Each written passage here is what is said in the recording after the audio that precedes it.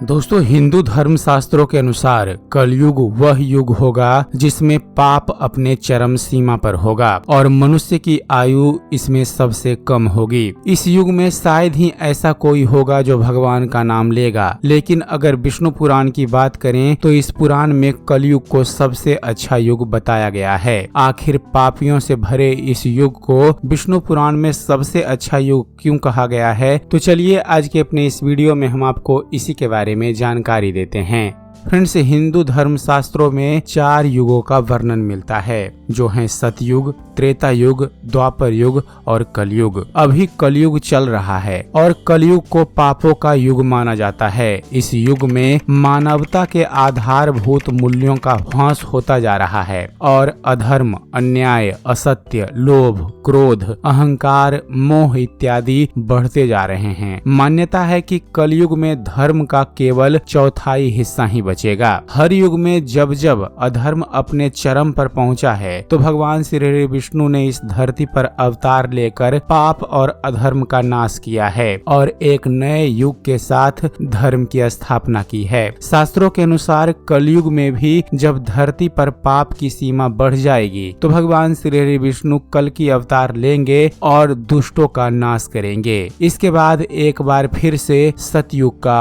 आरंभ होगा। और चलिए अब आपको बतलाते हैं कलयुग के महत्व के बारे में। फ्रेंड्स, अभी कलयुग शुरुआती दौर में है। इस दौर में मनुष्य के जीवन में कई अलग अलग मोड़ और संघर्ष हैं, जहां उसे अच्छाई और बुराई के बीच संतुलन बनाकर चलना पड़ रहा है, क्योंकि इन दोनों का प्रभाव लोगों पर पड़ रहा है। इस युग का महत्व इस बात में है कि यह हमें याद दिलाता है कि जीवन में संतुलन बहुत ज्यादा महत्वपूर्ण है। हमें अपने आचरण, विचार और कर्मों को संतुलित रखने की आवश्यकता है। इसके अलावा हमें अपने आत्मिक जीवन को निरंतर विकसित करने की भी आवश्यकता होती है। यही कारण है कि लोग अध्यात्म को अपने जीवन में जगह दे रहे हैं, ताकि वो अपना असली स्वभाव मानवता से जुड़े रह सकें। और चलिए अब आपको जानकारी देते हैं कि कलयुग सर्वश्रेष्ठ युग क्यों है इसके बारे में। फ्रेंड्स, हिंदू शास्त्रों में कहा गया है कि कलयुग में धर्म का महत्व कम हो जाएगा, जबकि सच्चाई ये है कि धर्म का महत्व किसी भी युग में कम नहीं होता। धर्म एक व्यक्ति के जीवन के आधारभूत मूल्यों को निर्धारित करता है और उसे सही और गलत के बीच अंतर जानने में मदद करता है। कलयुग की अवधारणा लोगों को कहीं न कहीं इस बात के लिए जागृत कर रही है कि वो इस युग में धर्म के रास्ते से भटक न जाएं। इसलिए वे समय समय पर कई माध्यमों से अपना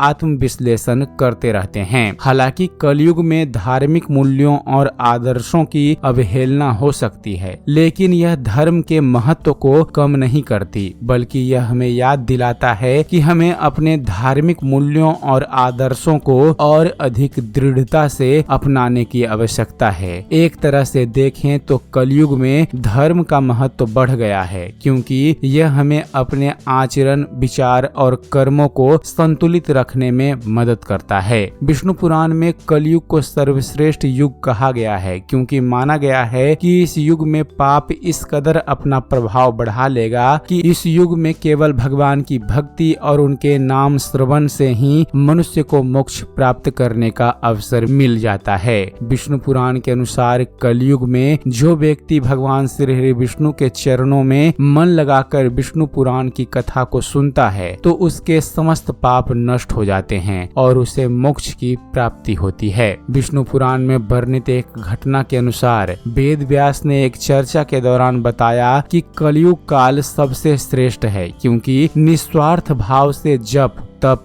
यज्ञ, होम और व्रत आदि करने पर जो पुण्य काल सतयुग में 10 वर्षों में मिलता है, वही पुण्य फल त्रेता युग में 1 वर्ष में मिलता है, द्वापर में 1 महीने में और कलयुग में मात्र 1 ही दिन में प्राप्त हो जाता है। उन्होंने बताया कि इस युग में केवल भगवान का नाम जपने मात्र से ही मनुष्य का कल्याण हो जाएगा। तो फ्रेंड्स, इसलिए कलयुग को विष्णु पुराण ग्रंथ में सर्वश्रेष्ठ युग माना जाता है, क्योंकि इस युग में मनुष्य को अपने कर्मों के फल का तुरंत अनुभव होता है, जिससे वह अपने कर्मों को सुधार सकता है और आध्यात्मिक रूप से खुद को उन्नत कर सकता है। तो दोस्तों, यह थी एक छोटी सी जानकारी कि विष्णु पुराण में कलयुग को सर्वश्रेष्ठ युग क्यों बताया गया है। उम्मीद करते हैं फ्रेंड्स आप सभी को हमारा ये वीडियो पसंद आया होगा। वीडियो पसंद आया हो तो वीडियो को लाइक और चैनल को सब्सक्राइब करना मत भूलिएगा। और ऐसे ही ज्ञानवर्धक वीडियो देखते रहने के लिए आप हमारे इस चैनल ज्ञान मंथन को सब्सक्राइब जरूर कीजिएगा। आप हमारे इस चैनल को सब्सक्राइब कीजिए और देखते रहिए, जानते रहिए। धन्यवाद। जय हिंद।